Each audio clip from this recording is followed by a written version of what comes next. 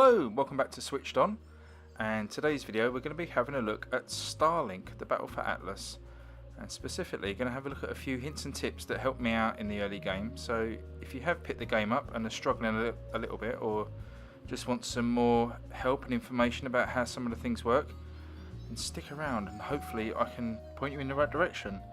So without further ado, let's have a look at these 7 tips for Starlink. So the first tip we've got is to use your booster engines to fly across the planets quicker. Usually once you land on a planet you're kind of in this semi-hover state, stuck to the planet's surface, and you can hop around using B or boost using A. But I found the quickest way is to use the engines that you might use to boost into space by holding down the R button. If you just fire those up and point upwards a little bit as if you're heading off into orbit, but then just level off, and then with a bit of practice you can just zoom above the hills and trees and more importantly the aliens down below, and really helps you get from one side of the planet to the other pretty quickly, because you're not got to dodge around anything. And okay, you're going to miss some secrets or you're going to miss those dogfights, but if you need to get somewhere in a hurry, give that a try. Next tip is to always check your upgrades. Now, during your adventure across the galaxy in Starlink, you have the opportunity to upgrade a number of different elements in kind of an RPG fashion. You get XP and resources, and you can plough them back into upgrading different things: pilot skills, ship upgrades, weapon upgrades, that kind of thing. But in the heat of a battle it can be easy to swap out a weapon or even a whole ship, and you don't really notice that you haven't upgraded that ship for a while. So just remember, keep an eye on your pilot, ships, any weapons you swap in, and just make sure that they've all got as many mods as possible fitted out to them. And then next time you're in a battle, you'll have the best chance of taking down one of those bloody Cyclopses. Talking of mods brings us to number 3, and that's to keep an eye on the rarity of the mods you're picking up. And when you get a shiny new mod, be sure to give it a quick check of the colour. It uses the same sort of colour conventions most RPGs do. So grey mods are common, green are uncommon, blue are rare, purple are epic, and gold are legendary or exotic. I'm sure, haven't got that far yet, but I'm guessing that's the way it's going.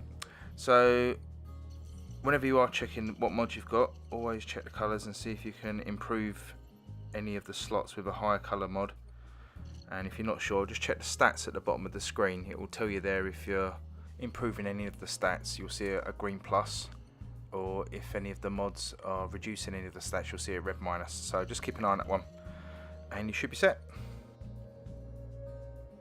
And number 4 is that there are actually motion controls in this game. That's something I'm pretty sure that's not mentioned in any of the early tutorials. But if you're in space or on the planet's surface at any time, press R3 and you get a zoomed in view kind of closer to your crosshairs. It allows you to be much more accurate when you're having those dogfights. But not only that, when you are in this zoomed in view, you can use motion controls to use fine aiming, a bit like Splatoon. So that's pretty cool. So R3 to zoom in and R3 again to zoom back out to the standard view. Now number 5 might not be very obvious and kind of flies in the face of tip number 3, but if you find you're having any problems with a puzzle or a dogfight or any sort of situation that a side quest puts you in, then check the mods you have got installed, because some can be more helpful than others. For example, a section I was on earlier in the game sees you kind of have to basically do a 3D platforming task, and you have to boost jump from one building to another to pick up some bits and deliver some bits to another location. Now I struggled with this at first, and then I checked my ship loadout and realised that I had a mod that wasn't installed that increased the power that I had when I was using the boost using B, and the speed of a boost when using A. So it was quite weird, because it was a grey emblem, so a common, and I swapped it out for a green one, but all that was doing was giving me extra XP. So I added in the boost assist. That helped me complete the task, and I just swapped it back when I was finished. So whilst checking for rarity colours is good and making sure that you're always improving your stats, sometimes it does pay to just check and see if you've got a better mod for the situation that you're in. So always keep an eye on that. Number 6 is elemental attacks. So when fighting, especially the early enemies, a good way to wipe them out is to use an elemental attack. And the most common one of these is well, the one that I use most anyway, is called a thermal shock, and you activate that by freezing the alien, and then you can use, like, I don't know, ice rockets or the ice beam, and then follow that up quickly with a heat weapon, so the fire missiles. If you put it off quickly enough, you'll see a message thermal shock flash up, and if you do that, you know you've taken a nice big chunk of health off of them. So keep an eye on that one. There's probably loads of different ones of these elemental attacks, but that's the main one that I've used. But if you do find any others, drop them in the comments for me. Maybe I can use them in my game. Final tip we've got for you, number 7, is to upgrade refineries as soon as you can on a planet.